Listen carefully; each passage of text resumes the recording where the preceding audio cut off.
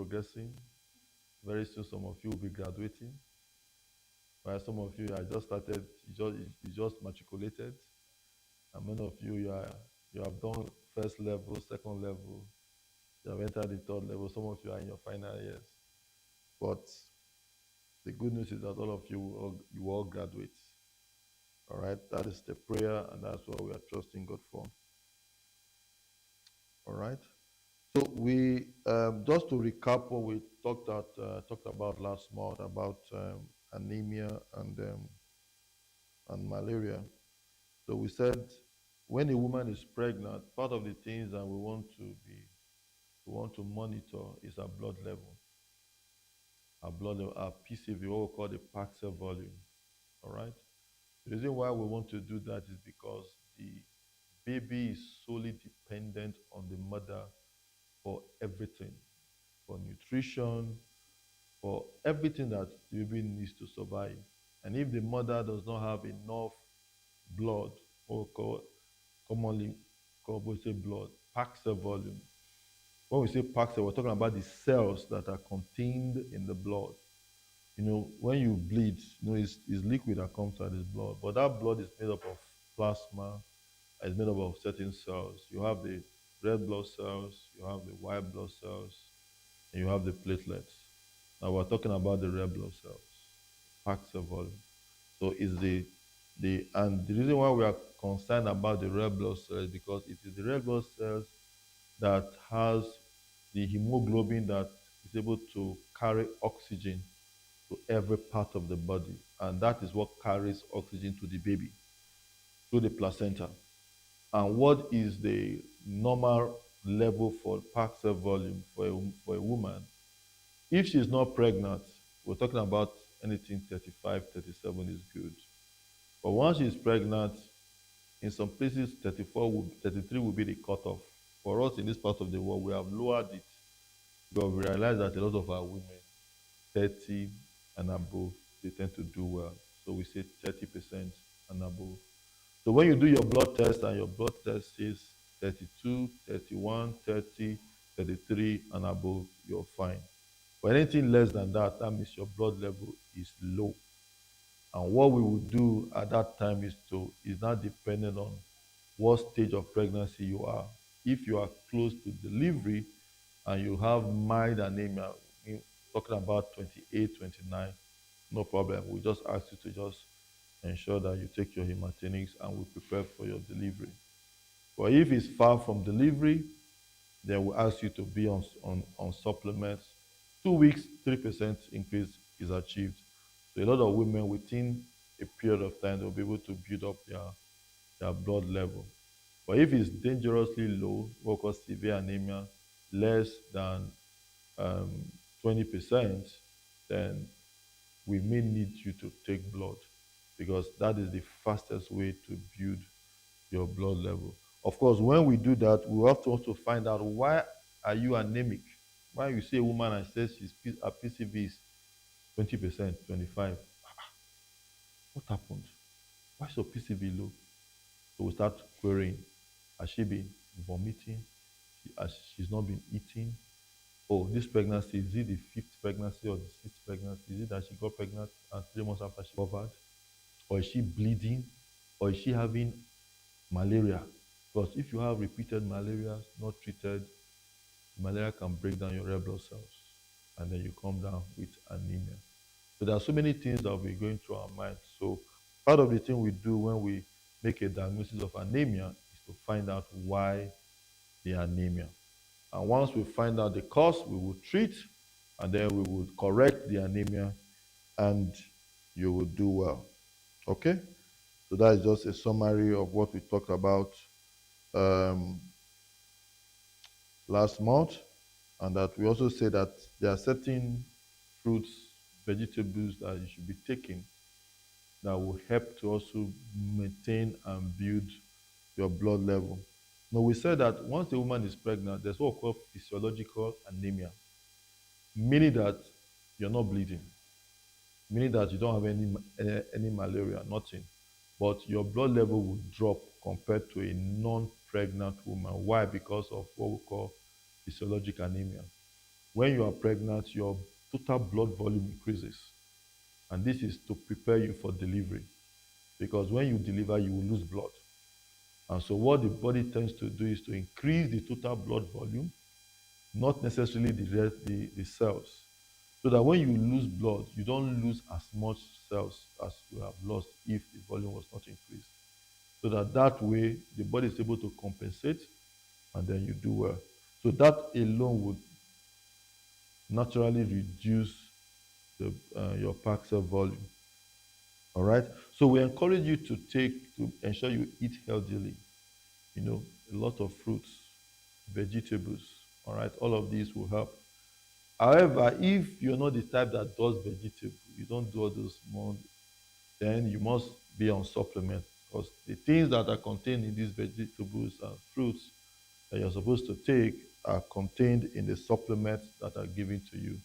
And once you're taking those supplements, then you are good to go.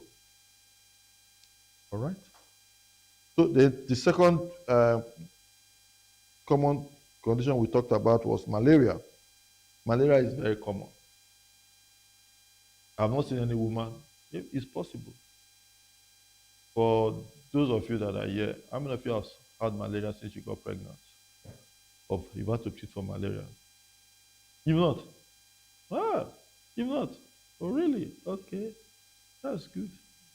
That means these people, they are chopping life. You know, there's the way a woman will be eating and will be enjoying that. The immunity she has, that means the husband is doing well. Husbands in the house, okay, tomorrow is Father's Day, so let me begin to heal our fathers, our husbands. They are doing very well. A woman is not having malaria in pregnancy. That means she has immunity. Yes, all right. So, thanks to our husband. So, so a lot of women, when they are pregnant, they tend to have malaria a lot. Why? Because pregnancy on its own will drop your immunity. So if you've not built sufficient immunity before you got pregnant, whilst you're pregnant, you'll see that you start coming down with a lot of malaria. Not just in terms of the frequency, but also in terms of the severity. So malaria is one of the things we actively try to prevent when a woman is pregnant. And the modalities we use, whether give you the daily anti-malaria paludrin or proguanil, or we do the intermittent um, perimetamine sulfadozine combination, that is fancida, all right, which you take after the first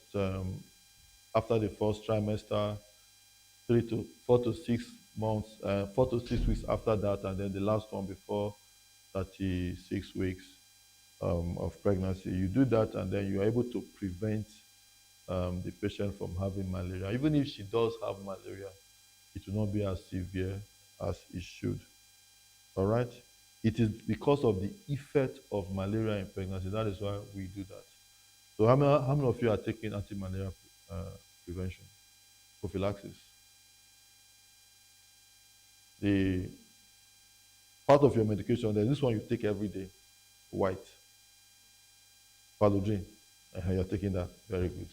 So, please make sure you are taking it. Uh, make sure you are taking it.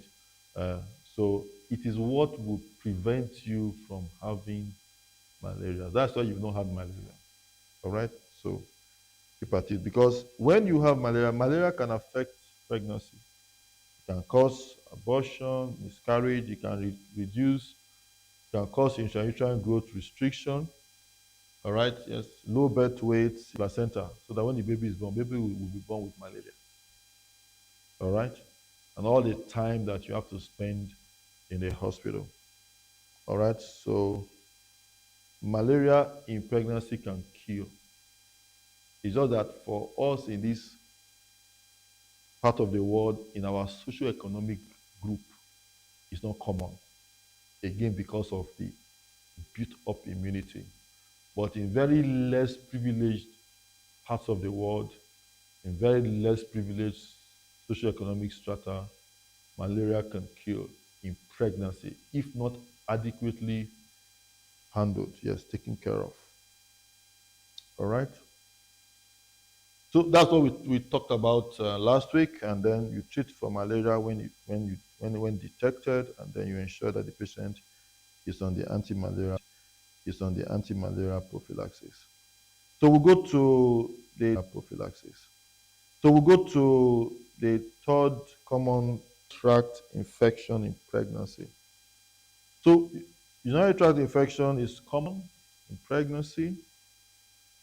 Once a woman gets pregnant, she gets predisposed to urinary tract infection. So while you may not be having it as a common condition why before pregnancy, when you become pregnant, it becomes something that may become common. Again, the same um, explanation given. Your immunity is low, and so that your body can easily handle before you got pregnant because of the low or reduced immunity, it becomes very common, and also because of the changes that occur in your urinary tract for a woman that is pregnant.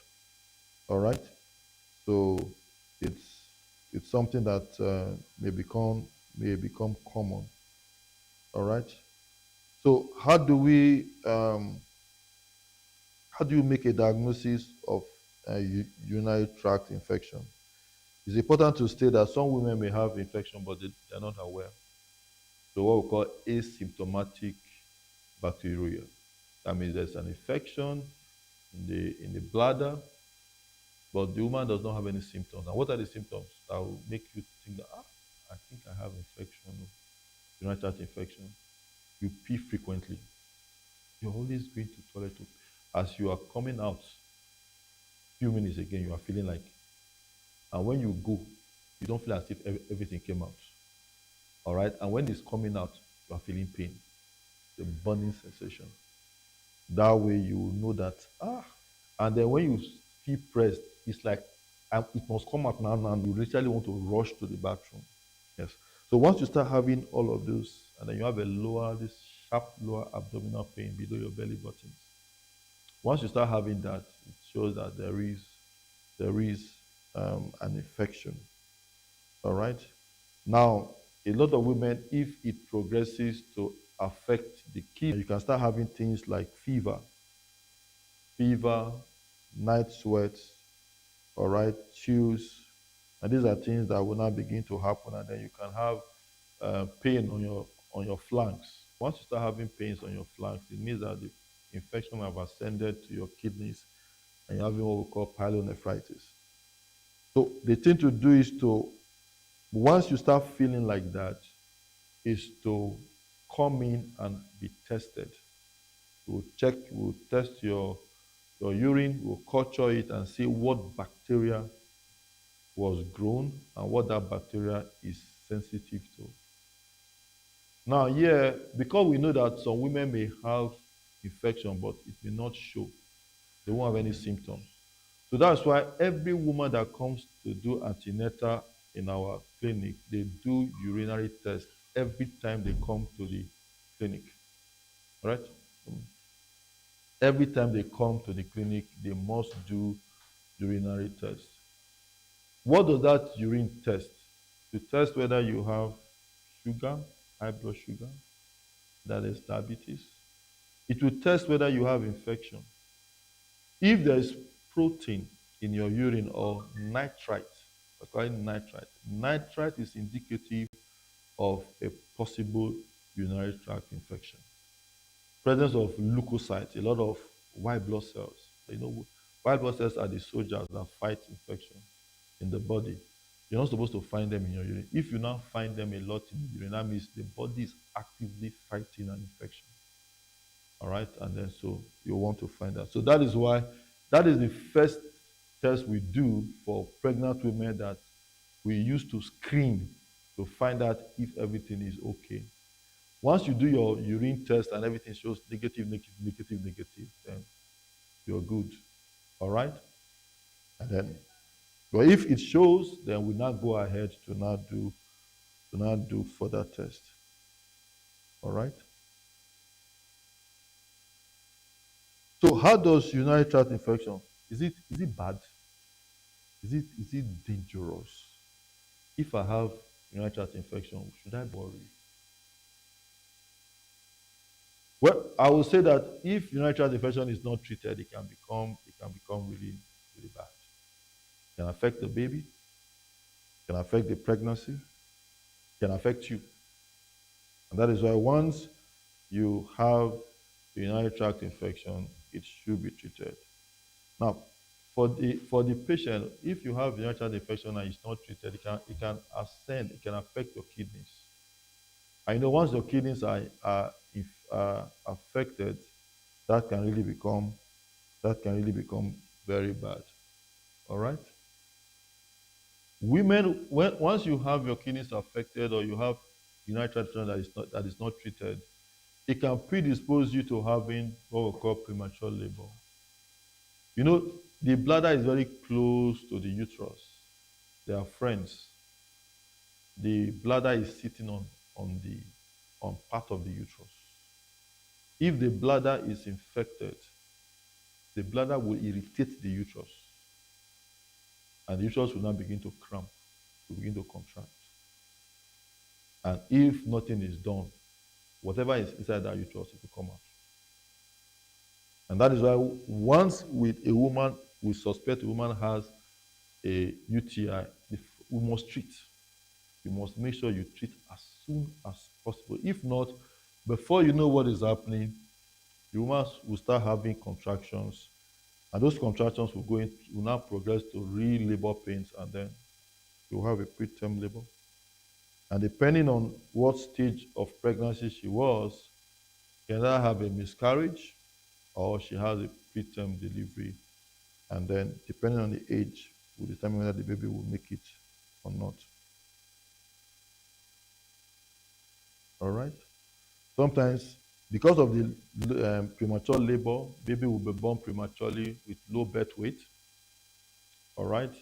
And then the baby will now be required to be nursed in the neonatal intensive care unit and all the problems that come with prematurity. And that is why once a woman starts complaining of abdominal pains, you start asking, I'm not scared of abdominal pain in a woman that is pregnant, because a lot of women will have pains very much, here and there. But I ask, this pain you're having, is it like cramps? Is it like menstrual pain? Some will say, what is menstrual pain? You don't have menstrual pain. I don't have menstrual pain. Hey, hi. How could I explain this now? There's some women that don't have menstrual pains. They don't have menstrual pains. They just go through.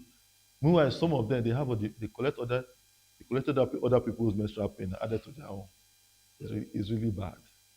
So the way we describe it is cramps, like menstrual pains. Labor pain is like 10 times normal menstrual pain. And so once you say, no, it's not like that, it just pick up small, okay, fine. Take water, rest, the pain will go, and most times it goes. But when you start having those crampy pains like menstrual pains that come in and then they start increasing, it means you are having contractions. Then those contractions must be stopped. If not, it will progress. And once contractions begin to change your cervix, then that means labor are setting. Because your cervix will begin to shorten, become softer. So cervix that was supposed to be closed until 9 months, now say, is it time for me to deliver? Why is something making me to now relax? You now think that it is time. Meanwhile, it's not yet time. Baby will, of course, would come out. So once the woman starts experiencing that, so the first thing we do is ask, is it like contractions? So once you feel pain, now open and say, hey, when the doctor just said contraction. Now, I hope what I've been feeling is not contraction. When you discuss something, you now start to say, come on, that thing I was feeling, I hope it was not contraction. Well, not likely. Because if it's contraction, you find yourself in the hospital. All right. So, but if you have cramp that is persistent, that is not going away, then you need to you need to let us know. Okay? You need to let us know. And so how do I know that I have UTI? I think I've talked about that.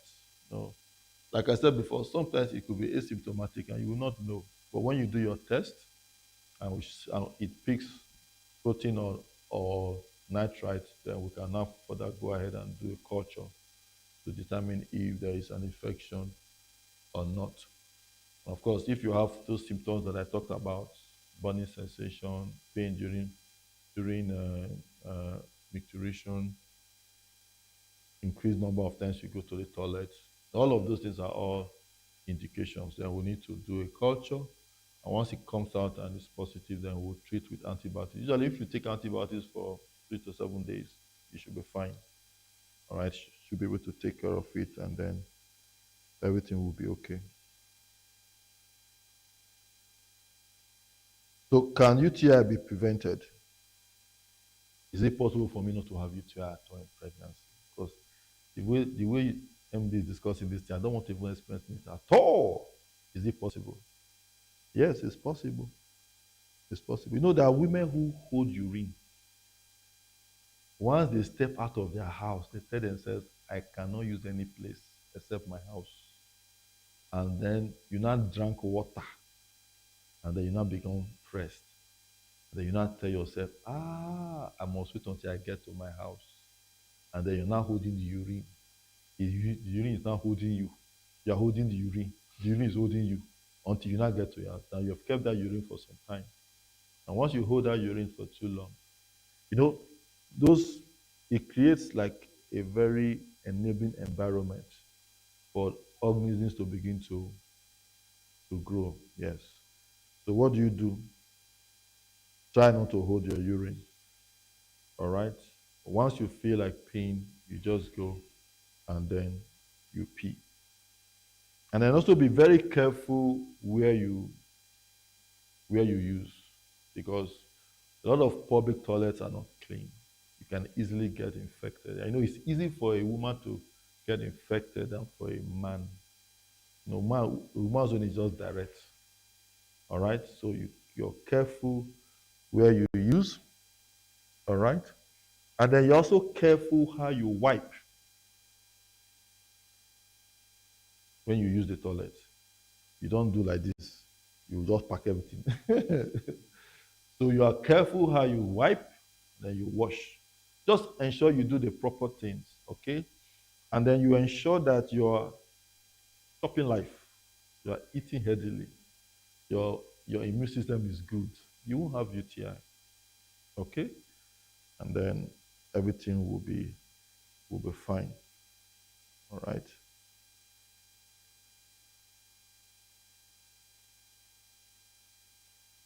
Yes, please.